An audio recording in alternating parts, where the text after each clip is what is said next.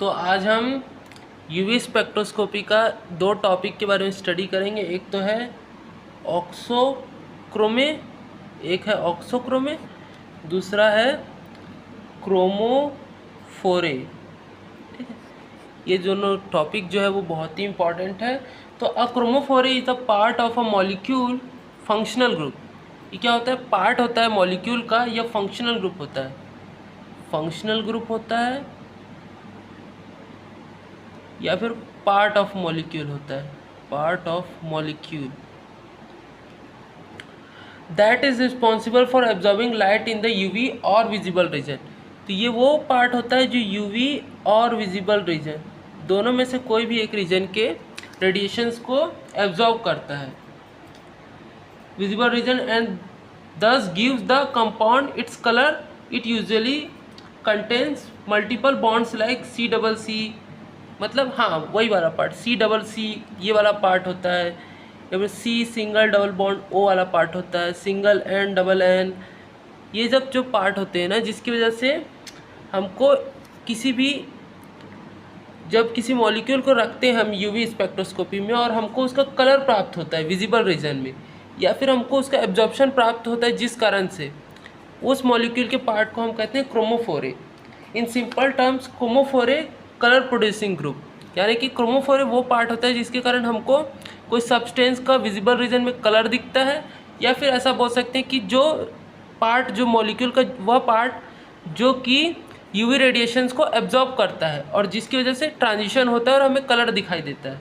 जबकि auxochrome and auxochrome is a group that itself does not produce colour. ये ऐसा part होता है जो खुद कलर प्रोड्यूस नहीं करता, ना ही यूवी एब्जॉर्प्शन करता है, but when attached to a chromophore it increase the intensity of colour and shift the absorption to a longer wavelength, bathochromic shift. ठीक है, यानी कि एक ऐसा पार्ट होता है जो खुद कलर प्रोड्यूस नहीं करता है, खुद कलर प्रोड्यूस नहीं करता है, ना खुद एब्जॉर्प्शन करता है, नहीं करता है, पर जो है ना ये जो है वो एब्जॉर्प्शन की इंटेंसिटी को बढ़ा देता है, एब्जॉर्प्शन की इंटेंसिटी को बढ़ा देता है, और जो है इसके कारण जो है हमको इंटेंस कलर देखने को मिलता है विजिबल रीजन में, और इसके कारण लॉन्गर वेवलेंथ में हमारा जो है वो लैम्डा मैक्स शिफ्ट हो जाता है, जिसको हम बैथोक्रोमिक शिफ्ट या फिर रेड शिफ्ट भी कहते हैं। ठीक है, तो क्रोमोफोरे वो पार्ट होता है जो मॉलिक्यूल में सही में यूवी या विजिबल एब्जॉर्प्शन करता है, जिसके कारण हमको कलर प्राप्त होता है। Mainly pi to pi star transition के कारण हमको यूवी विजिबल रीजन में कलर प्राप्त होता है। ठीक है, तो ये कौन सा करता है? क्रोमोफोरे करता है, क्योंकि देखो इसमें डबल बॉन्ड दिख रहा है, तो डबल बॉन्ड है यानी कि इधर बता दें C डबल बॉन्ड C है, यानी कि इसमें एक होगा सिंगल बॉन्ड मतलब सिग्मा बॉन्ड, और एक वाला बॉन्ड होगा वो पाई बॉन्ड होगा। तो ये पाई बॉन्ड जो है वही करेगा पाई टू पाई स्टार ट्रांजिशन, जिसके कारण हमको कलर दिखेगा। ऑक्सोक्रोमिक ऐसा पार्ट होता है, ऑक्सोक्रोमिक का एग्जांपल ले लेते हैं -OH। चलो -OH ले, इसमें क्या है? लोन पेयर इलेक्ट्रॉन है, जिसके कारण N to pi star transition हो रहा होगा। तो ये क्या करता है? ये ट्रांजिशन में एनर्जी कम लगती है, एनर्जी कम लगती है, इस कारण इसका जो वेवलेंथ लंबा आता है, वेवलेंथ लंबा आने के कारण हमारा जो ओवरऑल मॉलिक्यूल का लैम्डा मैक्स होता है ना, उसमें हो जाता है बैथोक्रोमिक शिफ्ट, यानी कि वो लॉन्गर वेवलेंथ की तरफ चल देता है, यानी कि वो जो है वो रेड शिफ्ट दिखाने लगता है।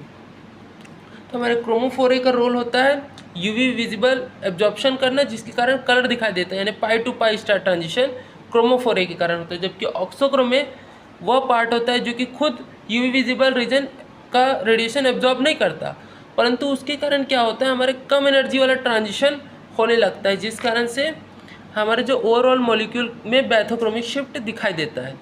तो ये दोनों में अंतर है और ये दोनों का डेफिनेशन पूछा जाता है। ऑक्सोक्रोमे के कारण कलर डीप हो जाता है और इन्हेंस हो जाता है।